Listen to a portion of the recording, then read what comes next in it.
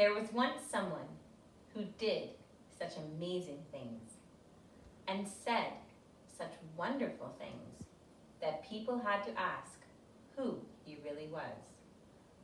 Once when they asked, he said, "I am the light."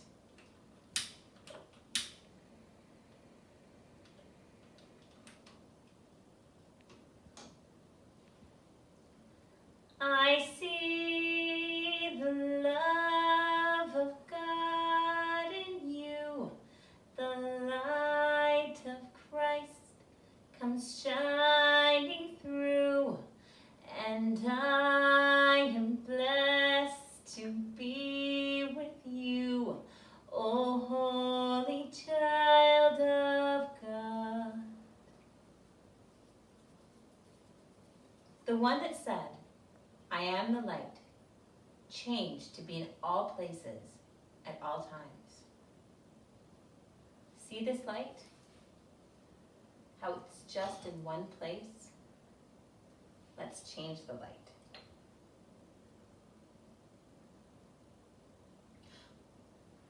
The light's changed. It's growing. It's spreading. It's becoming invisible. It's spreading the room with the light of Christ. As you go about this room today, know that the light is there. And when you leave this room today, know that you take the light of Christ with you wherever you go. Now watch carefully so you always know where to find today's lesson. You have to be ready.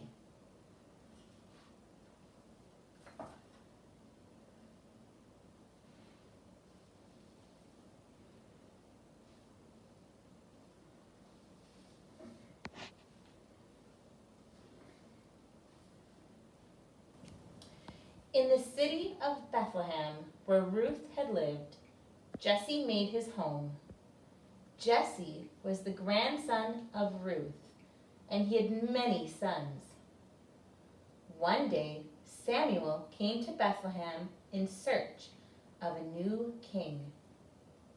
Samuel came to the house of Jesse because God told him that the king would be there. Jesse brought 6 of his sons to Samuel, but the new king was not among them. Samuel asked, "Are there any more sons?" Jesse said, "Yes, there's David, the youngest, who is keeping the sheep." When Samuel saw him, he knew at once that David was the king he was looking for. He took his horn full of oil, like the oil in this container, and poured it over David's head to make him the new king. This was very confusing because there was already a king in the land, King Saul. But Saul had changed. An evil spirit tormented him. Still, David would not begin to rule until Saul was dead. Saul's sickness became worse. Someone suggested he needed music to feel better. So, David brought the shepherd boy who brought the harp to play and sing songs to soothe the king. Some of David's songs can still be found in the Book of Psalms.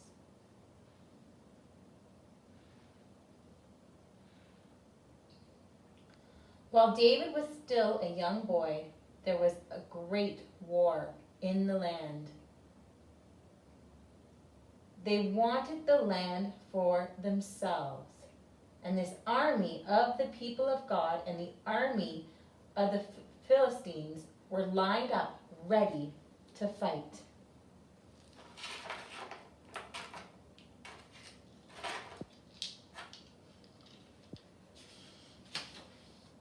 a very tall man, like a great giant, came out to challenge Saul's army. His name was Goliath. No one wanted to fight him. When David heard the challenge, he went forward to fight Goliath. They tried to put the armor of the king on him, but it was too heavy. David cast it aside and went against Goliath with 5 smooth stones.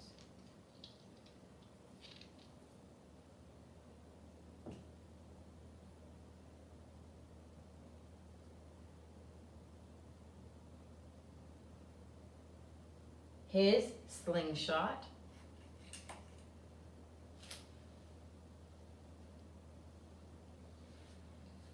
and his shepherd's staff.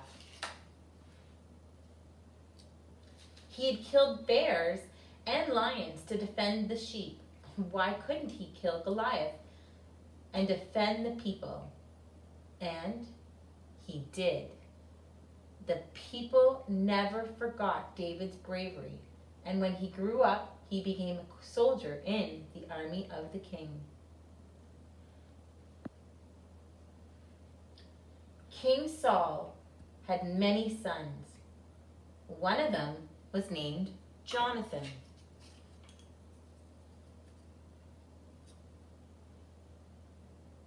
Jonathan and David became close and grew to become very good friends. Jonathan always stood up for David and tried to protect him from the harm, even from his father, the king. The king was very jealous of David. David was a great soldier, and over time he grew to be very popular, more popular than himself. This made the king so angry that he wanted to kill David. Jonathan spoke to his father about David and told him that David was a good man, but Saul would not listen. Jonathan knew that the only way for David to be safe would be for him to run away and hide from King Saul. This meant that the two friends had to say goodbye.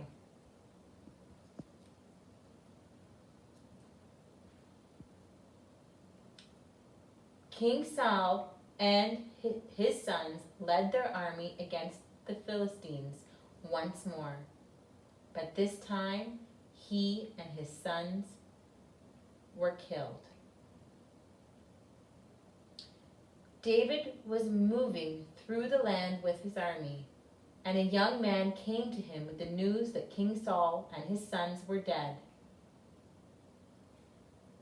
When David heard the news, he was very sad. David never forgot his good friend Jonathan. And later, when he was king, he brought Jonathan's own son to live with him and eat at his table, and gave him the land that belonged to King Saul. It was time for David to be king. The man brought to David the king's crown. All the tribes of Israel came to Hebron and made him king, saying, "You shall be shepherd over the people." At the time he was 30 years old, and he would be king for 40 more years.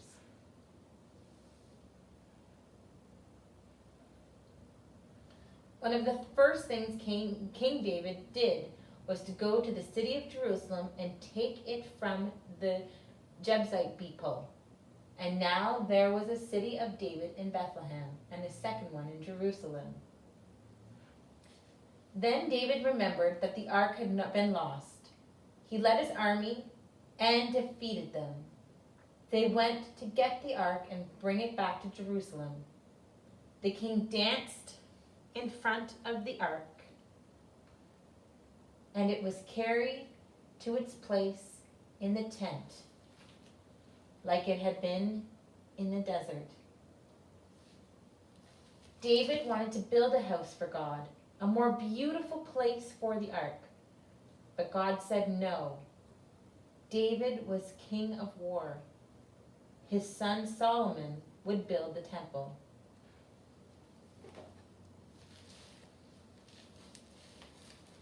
In the spring of the year, the time when kings go forth to war, David sent his army away, but he remained in Jerusalem.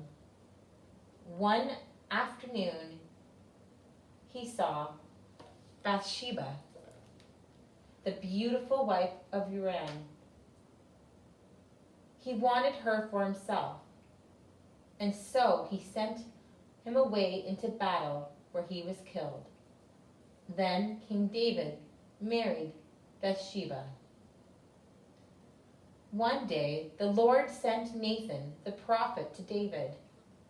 Nathan told King David a parable.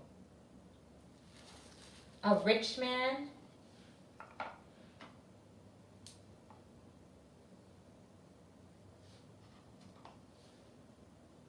and a poor man lived in the same town. The rich man had many sheep.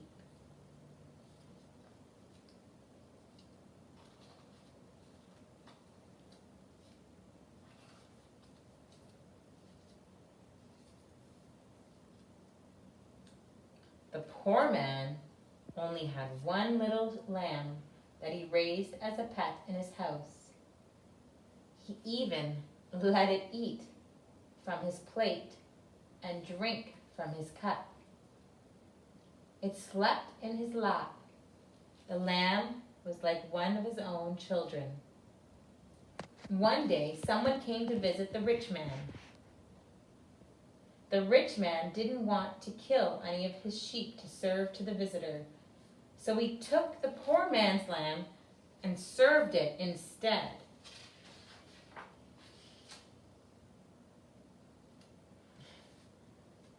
David was furious at the rich man in the story.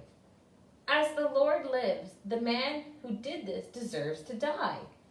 He must pay for the lamb 4 times over because he did this thing and has no pity. Then Nathan said to David, "You are that rich man. God has given you everything, and yet you took Uriah's wife for yourself." David was filled with sorrow. He wondered if he would die like King Saul. David did not die, but the first son he had with Bathsheba did die. David and Bathsheba were both filled with sorrow, but the next child they had lived. They named him Solomon. He would become the next king and would build a house for God. King David was not a perfect king. He made many, many mistakes. But he understood that, and he asked God to forgive him. And God did. When David was old and full of years, he died and was buried in Jerusalem. His son Solomon continued to rule over his kingdom and build the temple. I wonder what part of the story you like best. I wonder which part of the story you think is more important. I wonder where you see yourself in this story.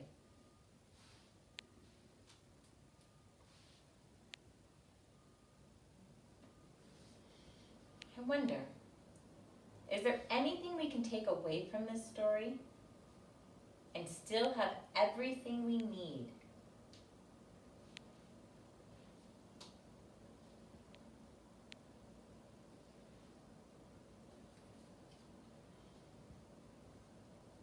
I wonder, will you think of this story today? Or maybe another. But whatever you do, know that you take the light of Christ with you, wherever you are.